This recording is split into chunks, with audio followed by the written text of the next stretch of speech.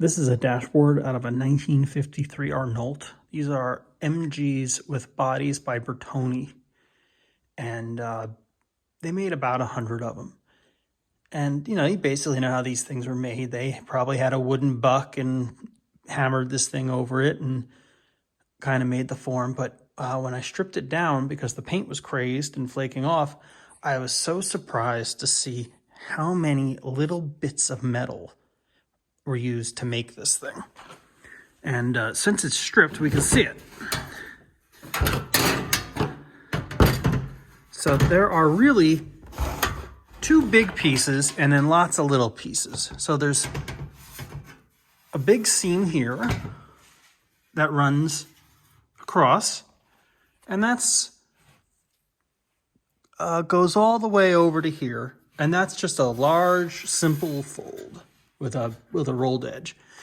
But once you get into the hood over the instrument panel, the number of pieces that are stitched together becomes apparent. So this looks like one piece, and then they weld it on a tab, and then there's the front, and then the cowled pattern, and then another little lip here, and then it looks like where they cut out the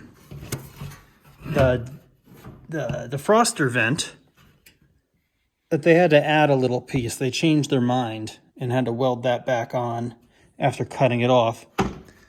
And then over on this side,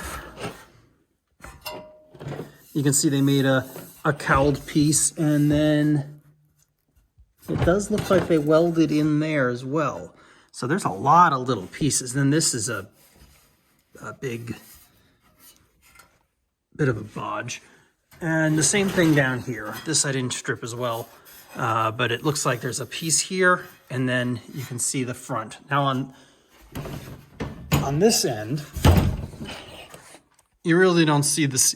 You don't see the seam. There's just a hint of it here, and then a little hint of it there, and then this is rough as can be. This had a lot of not a lot. It had a little skim of filler over it, and then this section here, they skimmed that as well. But surprising the number of little pieces. I mean, there's 1, 2, 3, 4, 5. I mean, just lots and lots and lots of little pieces to make up this dashboard, which I thought was interesting.